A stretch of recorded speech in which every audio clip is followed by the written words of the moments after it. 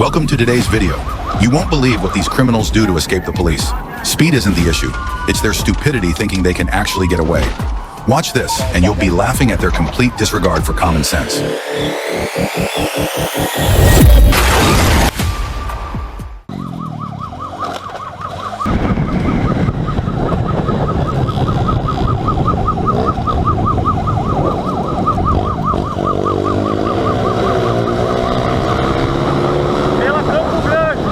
On an ordinary afternoon, a man riding a motorcycle without license plates zooms through the city's narrow streets, weaving in and out of traffic like a pro.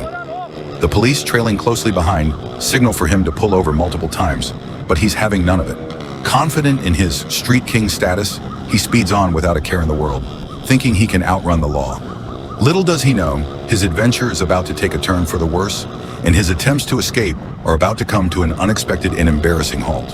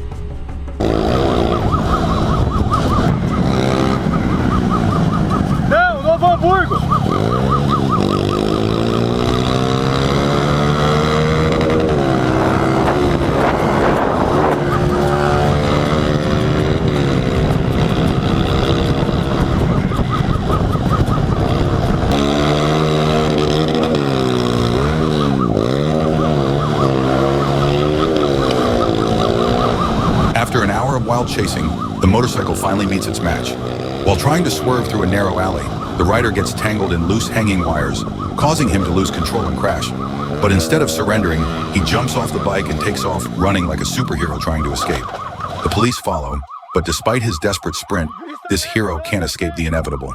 He's soon surrounded, and his great escape attempt ends with a rather anticlimactic capture, proving once again that no one outruns the law for long.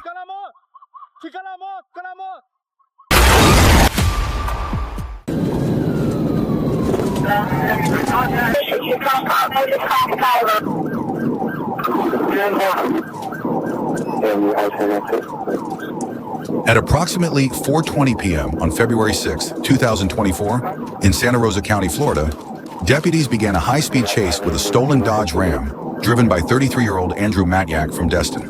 As the chase escalated, Matyak swerved towards a deputy, nearly hitting him in an attempt to evade capture. The deputies tried deploying spike strips, but Matyak continued his reckless drive.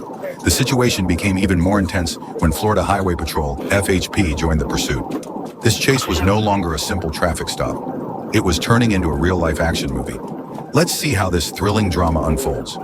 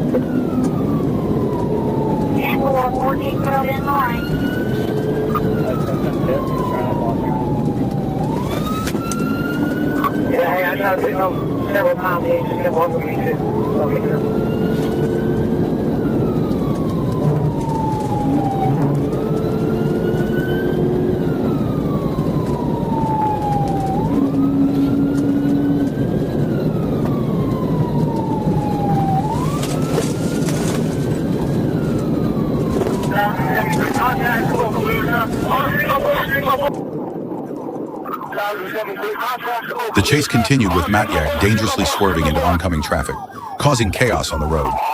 After a prolonged pursuit, FHP successfully executed a pit maneuver, bringing the Dodge Ram to a stop. But Matyak wasn't done yet. He jumped out of the vehicle and fled on foot. However, like any action movie hero, he couldn't outrun the law. The K9 unit quickly apprehended him. Matyak eventually surrendered and was treated for a dog bite at the scene. He was taken to jail, facing a long list of charges including carjacking, reckless driving, and resisting arrest.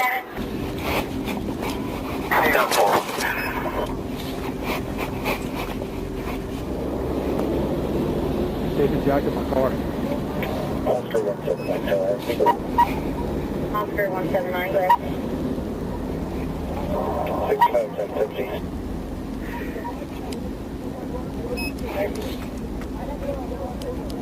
I-10 eastbound, mile number 3. I have a... Yeah, a little bit, just in my bumper.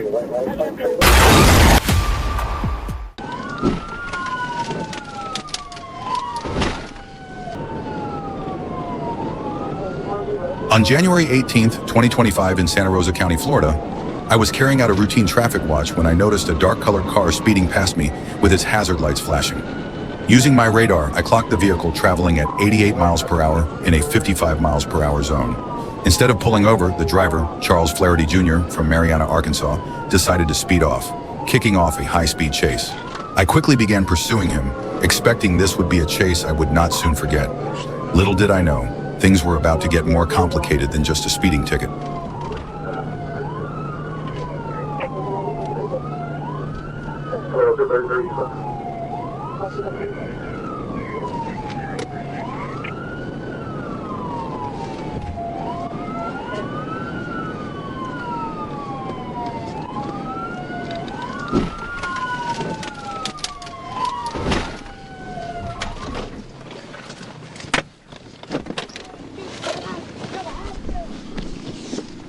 You gotta stop! The pursuit continued as Charles Flaherty drove recklessly, increasing his speed and swerving in and out of traffic. Get out of the car! As we neared the Interstate 40 exit, I attempted a pit maneuver to stop his vehicle, but he slammed on the brakes, causing me to collide with his car.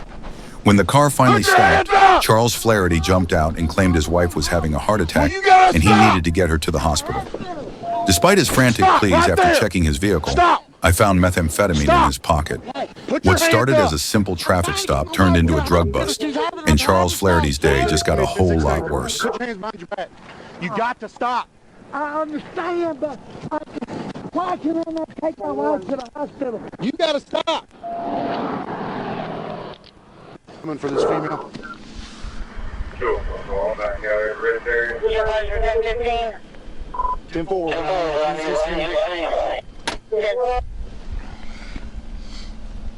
Caden, try to see if you can get me her ambulance as quick as possible. She's having a heart attack. Fort City, the female's having a heart attack. I just need 1016 as quick as possible. Are you good? Yeah. Make sure she's all right. His wife. Will you put him in your car, please?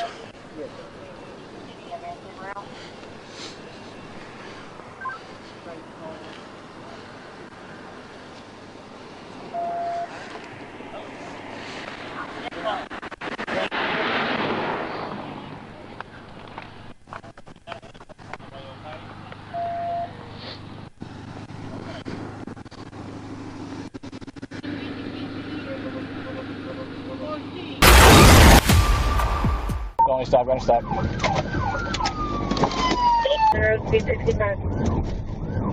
What started as a routine afternoon quickly escalates into a high-speed chase in Virginia Beach. 2 riders, 1 reckless decision, and officers racing against time to stop them. As they speed through the streets, every second counts. The riders trying to escape push the limits of their bikes and their luck. Meanwhile, the officers are determined to end this pursuit safely, because in moments like these, one wrong decision can lead to disaster. The chase is no longer just about law enforcement. It's a race for survival where every move could mean life or death.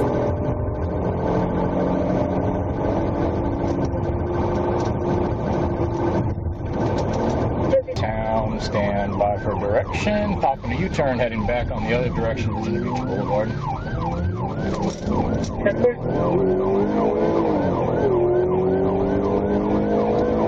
1970, if you're going to take primary, it'll be easier to catch up with motorcycle than vehicle.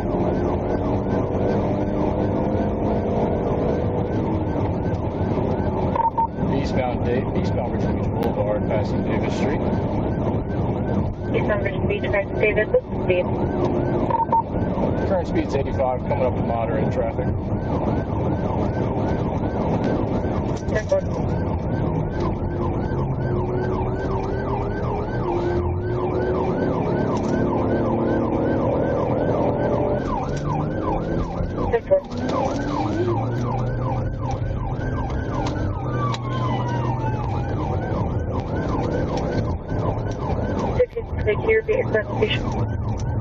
We are on Fur Avenue, making a right onto Southern Boulevard.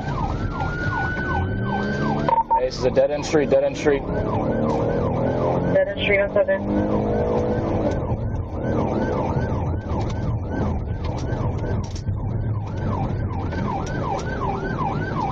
Only stop, gonna stop.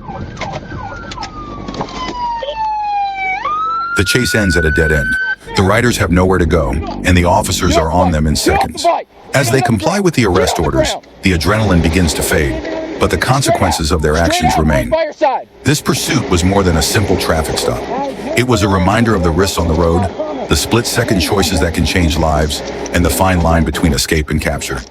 In the end, it's not just about catching criminals, but about understanding the power of decisions and how a single moment can define the rest of their lives. Ready? 1, 2, 3. All right, ready? Stand up. 1, 2, 3. We have Sit on the hood of my car. white males in custody, no damage to state property. How does this come off? Is it a hook? An old one? All right.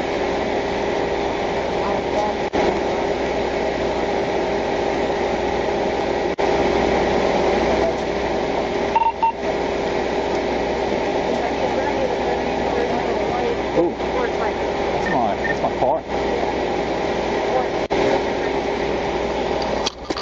How old are you, man? 18?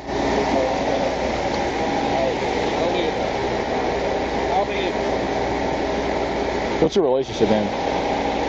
I'll answer questions. I mean, you're not in trouble. You're just the passenger. Yeah, So, I mean, still don't answer questions. all right, that's fine. So, you got an ID on you? Because we do need to ID you. And if you don't, you can go down to jail for that. Back pocket. Back pocket? That pocket. No need for an attitude, man. Y'all just ran from us. I don't know why you're giving me an attitude. I'm not giving you an attitude. I was trying to make sure you knew which pocket. Absolutely an attitude there, boss. I was just saying that pocket.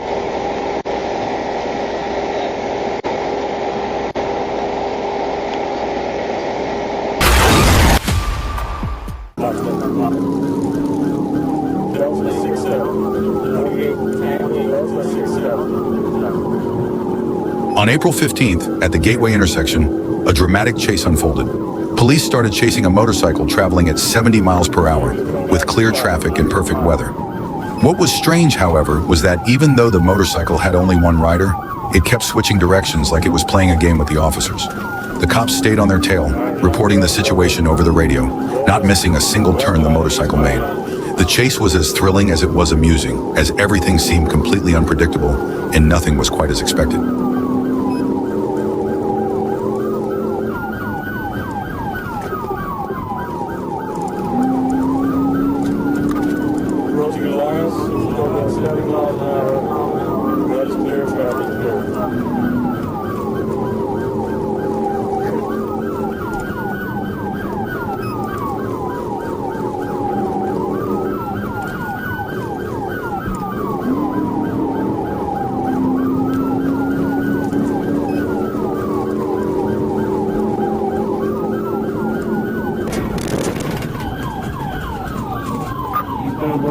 Try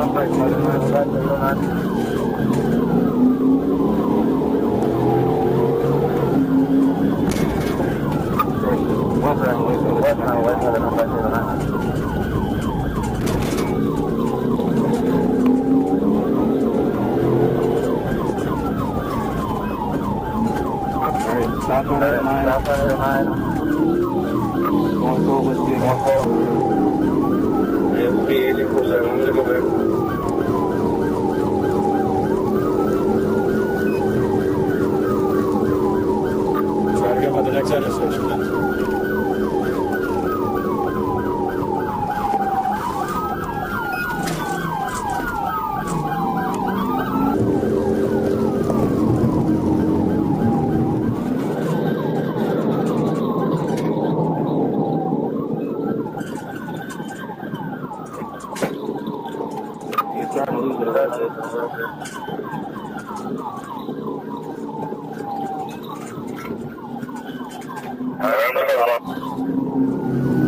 I'm gonna try to block that.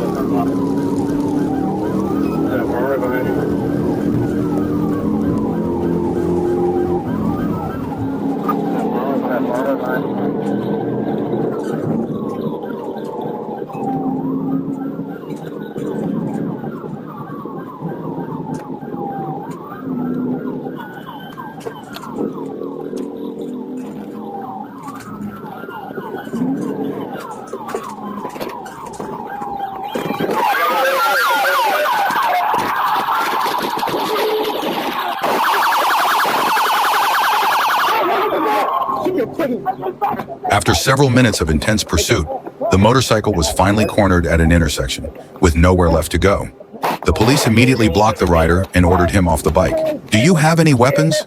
one officer asked. The rider calmly responded, "No, just a backpack." The officers couldn't help but chuckle at the rider's calm and collected demeanor. In the end, everything wrapped up smoothly, but it served as a reminder that not all criminals run in a panic. Some seem to enjoy the chase, much to the amusement of the officers who were just trying to catch up.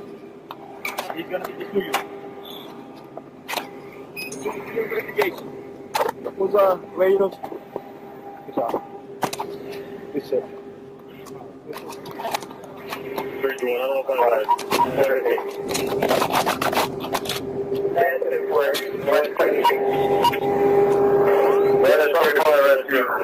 I don't know if you need down the bike or signal forward.